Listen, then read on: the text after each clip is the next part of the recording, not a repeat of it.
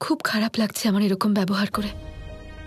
আমাকে খুব তাড়াতাড়ি কাকাকে সব কথা জানিয়ে দিতে হবে। কে জানে তোমার মা আমার ব্যাপারে কি কি ভাবছে।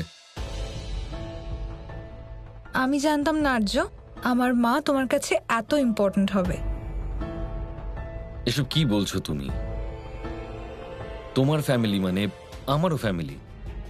যদি তোমার মাকে কেউ খারাপ কথা বলে তাহলে তো আমার খারাপ লাগবেই নাকি? ডোন্ট ওয়ারি আর্য, আমি মমকে সব বুঝিয়ে বলবো। 1 মিনিট।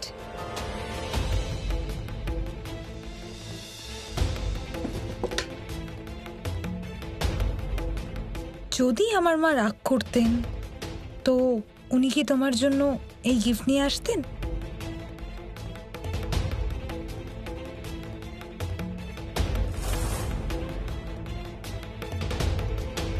হাউ সুইট, খুবই সুন্দর দেখতে, ভেরি বিউটিফুল।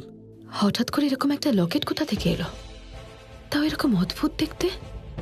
এটা আপাতত সুন্দর, কিন্তু তুমি পরলে এটার সৌন্দর্য আরো বাড়বে। পরে নাও। না তৃষ্ণা, দেখো আসলে I don't want to heart your feelings. তোমার মমের ফিলিংসও আমি হার্ট করতে চাই না, কিন্তু এসব আমি পড়ি না, তুমি জানো। একটা কাজ করো, তুমি এটা রেখে দাও না। পরে যদি কখনো আমার ইচ্ছে হয় তাহলে পড়ে নেব, আমি সবসময় পড়তে পারবো না। দাঁড়াও। তৃষ্ণা ম্যাডাম যত খুশি জোর করুন না কেন, আমি আর্য স্যারকে খুব ভালো করে জানি উনি এই লকেটটা পরবেনই না। মম এত ভালোবেসে নিয়ে এসেছে, একবার পরে দেখাও না। তৃষ্ণা, দেখো সন্তোষের সাথে যা কিছু হলো তার জন্য আমি না হয় মমকে রাজি করিয়েও নেব, কিন্তু ওনার গিফট অ্যাকসেপ্ট না করলে উনি যদি রেগে যান তাহলে সেটা কিন্তু আমার রেসপন্সিবিলিটি নয়, তুমি সামলে নিও। শুধু 2 দিনেরই তো ব্যাপার, মম যখন চলে যাবেন তারপর তুমি এটা খুলে ফেলো। শুধু 2 দিনের জন্য পরে নাও প্লিজ। শুধু একবার এটা পরে ফেলো, তারপর এই পেন্ডেন্টটা আমি তোমাকে কখনোই খুলতে দেব না।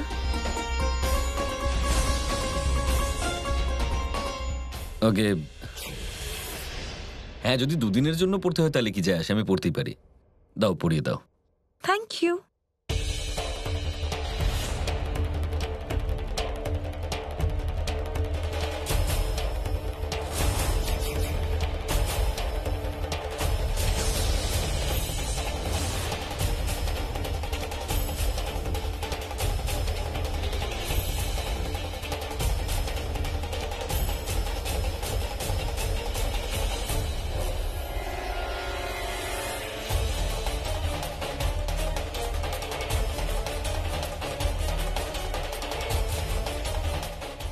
এটা দেখে কোনো সাধারণ লকেট মনে হচ্ছে না, এতে নিশ্চয়ই কোনো গন্ডগোল আছে।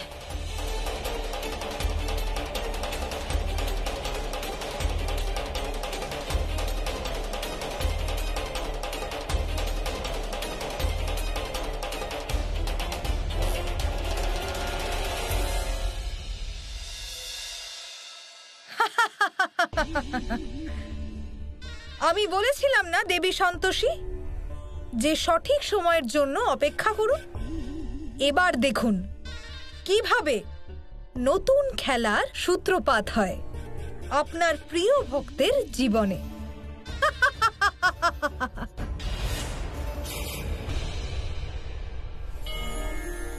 মা, তৃষ্ণার মা ওকে তন্ত্রমন্ত্র করতেও সহায়তা করছে, আর সেক্ষেত্রে সন্তোষের পথ আরো কঠিন হয়ে যাবে। গোমাতা, কোনো রকমের তন্ত্রই ব্রহ্মদেবের লিখন পরিবর্তন করতে পারে না, কিন্তু কিছু বাধা অবশ্যই উৎপন্ন হবে। আমি কোনো উপায় বার করে ওই বাধাগুলোকে নিষ্ক্রিয় করার চেষ্টা করব।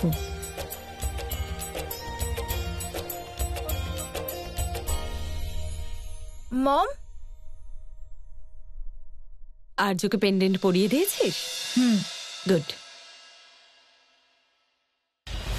এবার কি একটু দেখবি নাকি ওই পেন্ডেন্টের কারসাজি? Sure, why not. তৃষ্ণা আমার ব্যাপারে কত ভাবে, আর ওর মাও। আই এম সো লাকি যে ও আমার জীবনে এসেছে। তাহলে তুই কি চাস? আর্য, তোর জন্য এখন কি করলে তুই খুশি হবি?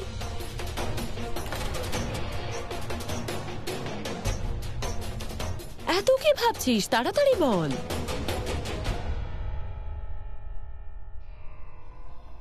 ওয়েল, আমি চাই যে আর্য এই মুহূর্তে আমাকে ফোন করে গুড নাইট বলুক। ব্যাস।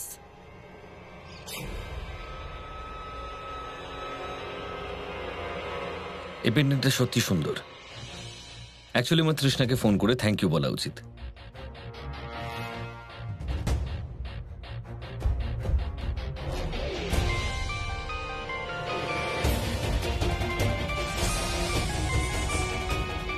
ফোনটা ধর। হ্যালো তৃষ্ণা, আমি তোমায় কিছু বলতে চাই। Thank you. এই গিফটের জন্য, এই পেন্ডেন্টের জন্য থ্যাংক ইউ আমার ব্যাপারে এত ভাবার জন্য। তুমি আর তোমার মা আমায় নিয়ে এত ভাবো, তাই থ্যাংক ইউ। তৃষ্ণা, আমি তোমাকে থ্যাংক ইউ বলতে চাইছি কারণ তুমি সবসময় আমার সঙ্গে থেকেছ। আচ্ছা, ব্যাস এটুকুই বলার ছিল। Good night. Good night. Good night বললো। Mom, thank you so much, you are the best. এবার আর্যকে আমার থেকে আর কেউ আলাদা করতে পারবে না। অফকোর্স। এরা তো আর্য স্যারের উপরে জাদু টোনা করছে। মানে আর্য স্যার এবার সেটাই করবেন যেটা ওরা চাইবে। এবার আমি কি করব?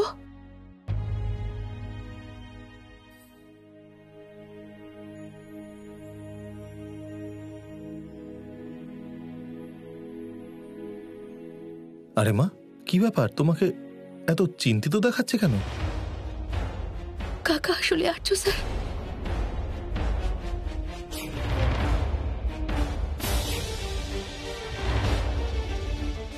এবার কি একটু দেখবি নাকি ওই পেন্ডেন্টের কারসাজি? ওয়েল, আমি চাই যে আর্য এই মুহূর্তে আমাকে ফোন করে গুড নাইট বলুক।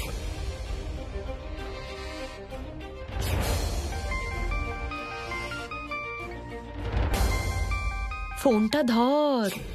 আরে মা, তুমি এইসব জিনিসে কেন বিশ্বাস করছো? এইসব পেন্ডেন্ট, লকেট, তাবিজ এসবে কিছু হয় না মা। না কাকা, ওটা কোনো সাধারণ লকেট নয়। ওটার প্রভাব আমি নিজের চোখে দেখেছি। আর্য স্যারের বিয়েটা নিয়ে আমি এমনিতেই চিন্তায় ছিলাম, তার মধ্যে জানি নাই নতুন সমস্যা কোথা থেকে চলে এলো। খুব আফসোস হচ্ছে মা যে আমি তৃষ্ণার মাকে এখানে ডেকে পাঠালাম। আমাদের এত ভালো দান উল্টে গেল। এবার এই মা মেয়ে এখানে বসে কি জানি কি ষড়যন্ত্র করবে তোমাকে এখান থেকে বের করে দেওয়ার জন্য।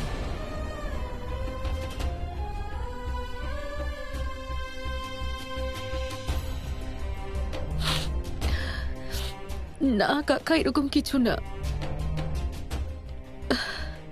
যদি এইভাবে আমরা সাহস হারিয়ে ফেলি তাহলে পরের লড়াইটা লড়বো কি করে? তৃষ্ণা দেবীর সম্পর্ক বাঁচানোর জন্য জাদু টোনা প্রয়োগ করছেন। লকেট পরিয়ে আর্য স্যারকে নিজের বশে আনার চেষ্টা করছেন। এবার তো আমি কিছুতেই ছাড়বো না। ওনাকে বুঝিয়ে দেব জাদু টোনার থেকে অনেক বেশি শক্তি আছে প্রকৃত ভালোবাসায়।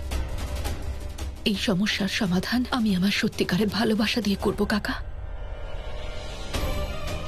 ওনাকে আমি জিততে দেব না। সাব্বাস মা, নিশ্চয়ই পারবে তুমি। তোমার কথা শুনে আমার মনেও সাহস আসছে মা। একটা কাজ করি, আমি আমার নাটকটা চালু রেখে যাই, আর একবার আমি আর্যর গলা থেকে ওই লকেটটা খুলে নেবার চেষ্টা করব। কি বলো? ঠিক বলেছ তুমি। আর্য স্যার তোমাকে আবার ভরসা করতে শুরু করেছে। তুমি এই কাজটা করাতে পারবে। ঠিক আছে মা, তুমি এখানেই থাকো, আমি যাই আর আমার কাজটা আমি করে আসি।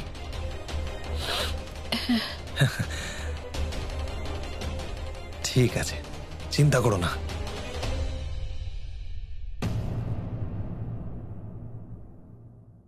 যারা লাকি হয় তারা এরকমই পার্টনার পায়। তৃষ্ণা, ইউ আর সো সুইট। কত ভালোবাসো তুমি আমায়।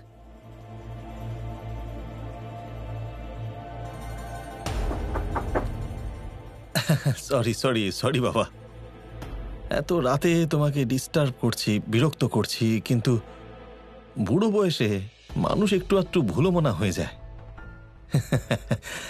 আর একটা কথা ছিল যেটা আমি বলতে ভুলে গেছিলাম, তাই ভাবলাম বলে দিই।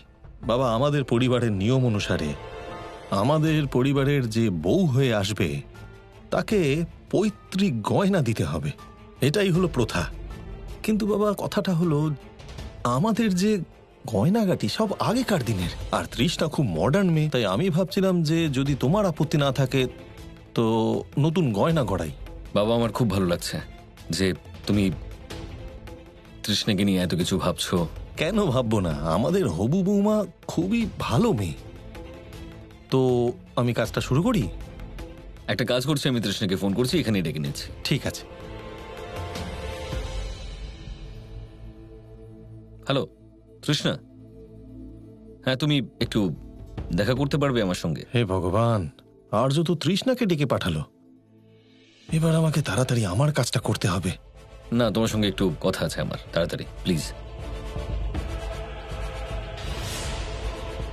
বাবা, আমি একটা জিনিস খেয়াল করলাম, খুব অদ্ভুত লাগছে আমার। এই গলায় এটা কি পড়েছো? এটা আসলে পেন্ডেন্ট, গিফট দিয়েছে তৃষ্ণার মা।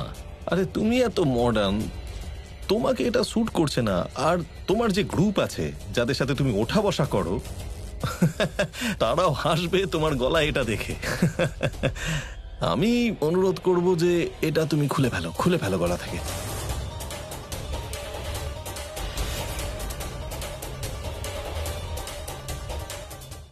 বাবা, আসলে লোকজন তো সবসময় কিছু না কিছু বলতেই থাকে, ওরা তো বলবেই। আমি পেন্ডেন্টটা খুলবো না।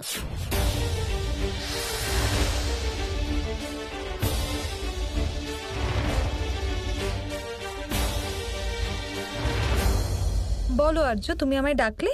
হ্যাঁ তৃষ্ণা, আসলে বাবা তোমায় কিছু বলতে চায়।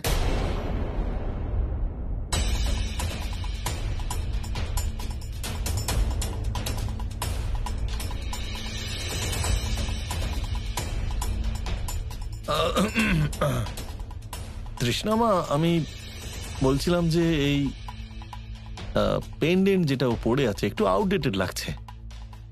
তুমি যদি ওকে দিতে চাও তাহলে ডায়মন্ড দিতে পারতে। বাবা, এটা হলো ব্লেসড পেন্ডেন্ট, তাই এটা পরে থাকা উচিত।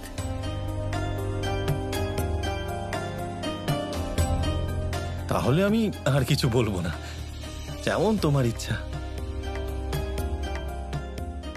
হ্যাঁ বাবা, ওকে একটু গয়নার ব্যাপারটা বলে দিও। হ্যাঁ নিশ্চয়ই। খুব অদ্ভুত দেখতে, ওল্ড ফ্যাশন, এনিওয়ে ব্লেসড। হ্যাঁ তো বাবা আসলে বলছিল যে আমাদের যে গয়নাগুলো রয়েছে ওগুলো একটু ওল্ড ফ্যাশনের। কি আর বলি,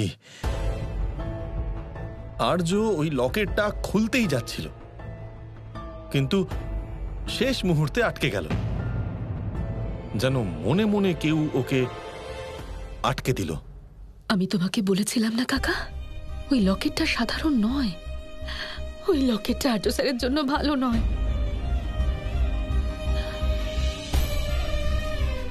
মা, তুমি এভাবে মুখ ফিরিয়ে থেকো না, আমাকে পথ দেখাও মা। যদি আমি জীবনে কখনো পবিত্র মনে তোমার প্রার্থনা করে থাকি, তাহলে সেই প্রার্থনার দিব্যি রইল, আমার সহায় হও। বাদাম খাও, খিদে মেটাও। বাদাম খাও, বাদাম খাও, খিদে মেটাও। বাদাম, বাদাম খাও। বাদাম চাই, বাদাম। বাদাম খাও, খিদে মেটাও। বাদাম খাও, বাদাম খাও, খিদে মেটাও। বাদাম, বাদাম চাই, বাদাম। এই ধানুকা, চেঁচাচ্ছ কেন? স্যার বাড়িতে আছেন, রাগ করবেন। এখন যাও তুমি। হ্যাঁ এক্ষুনি যাচ্ছি। বাদাম। আরে কথা শুনছো না কেন? আমার গলা সন্তোষী কি শুনতে পাচ্ছে নাকি পাচ্ছে না? বাদাম খাও, বাদাম চাই, বাদাম, বাদাম খাও, বাদাম, বাদাম চাই। গলাটা তো চেনা চেনা লাগছে কেন? বাদাম খাও, খিদে মেটাও, বাদাম খাও, বাদাম চাই, বাদাম খাও, খিদে মেটাও, বাদাম। ধেনুকা, বাদাম খাও, বাদাম চাই, বাদাম। মনে হচ্ছে অন্য কোনো উপায় ভাবতে হবে।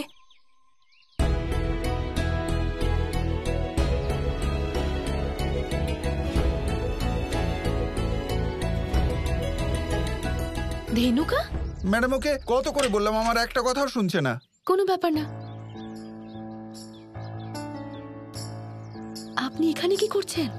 আমি এখান দিয়েই যাচ্ছিলাম, ভাবলাম একবার দেখা করি, কিন্তু সাহস পাইনি, তাই এইভাবেই ডাকছিলাম আপনাকে। আচ্ছা এসব ছাড়ুন, বলুন যে আপনার উদ্দেশ্যে কোনো সফলতা পেলেন নাকি? না, ব্যাপারটা আগের থেকেও বেশি বিগড়ে গেছে। ওই তৃষ্ণা আছে না, ওর মা এসেছেন, আর জবে থেকে এসেছেন আর্য স্যারকে বিয়ের জন্য চাপ দিয়ে যাচ্ছেন। কুষ্ঠি বিচার না করে কি বিয়ে হয় নাকি? ওসব উনি নিয়েই এসেছেন নিজের সাথে। ওই কুষ্ঠি কি আপনি জোগাড় করতে পারবেন? হ্যাঁ, ওটা তো কাকার কাছেই আছে, কিন্তু কি লাভ ওসব নিয়ে? আর আমাদের কি হবে? আমি একজন পুরোহিত মশাইকে চিনি, উনি খুব ভালোভাবে কুষ্ঠি বিচার করেন, হয়তো উনি আপনাকে কোনো সাহায্য করতে পারবেন। সন্তোষী, দেরি করবেন না, যান আর ওই কুষ্ঠি নিয়ে আসুন। 1 মিনিট।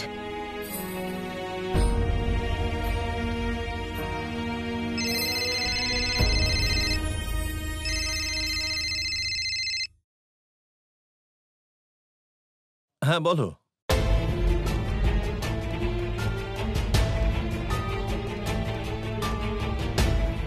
তুমি দেখে নাও, কোনো ভণ্ড তোমাকে বোকা বানাচ্ছে না তো? না কাকা, উনি অনেকবার আমাকে সমস্যার হাত থেকে বাঁচিয়েছেন। আচ্ছা কাকা, আমি ওই ঠিকানাটা বলে দিচ্ছি যেখানে তোমাকে ওটা নিয়ে আসতে হবে। দাঁড়াও মা। হ্যাঁ 1 মিনিট, বলো। পঞ্চাননতলা, ঢাকুরিয়া। হ্যাঁ,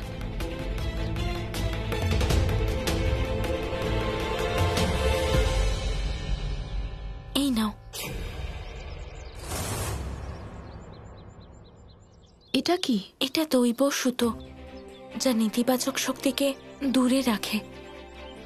এটা যে করেই হোক আপনি আর্য স্যারের কাছে রেখে দেবেন, এটা আপনার উদ্দেশ্য সফল হতে আপনাকে সাহায্য করবে।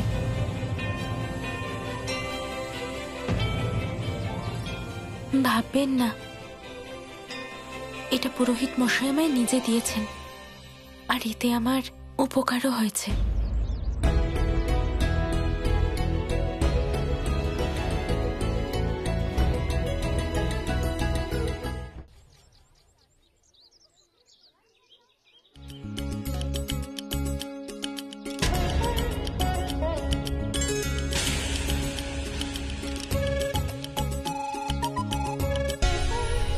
এটা তৃষ্ণার কুষ্ঠি তো হতেই পারে না, কারণ পৃথিবী লোকে এমন একজনও মানুষ নেই যার কুষ্ঠি দোষমুক্ত। গোমাতা, দেবর্ষি, আপনারা সন্তোষীকে সংকেত দিয়ে দেবলোকে ফিরে আসুন।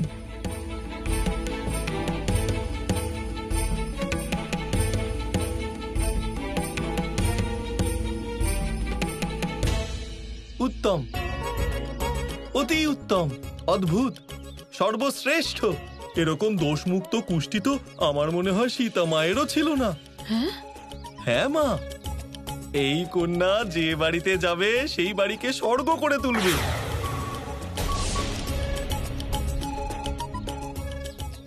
এই কুষ্টি অনুসারে আপনি তাড়াতাড়ি, অতি তাড়াতাড়ি আপনার ছেলের বিয়ে এই মেয়ের সাথে দিয়ে দিন।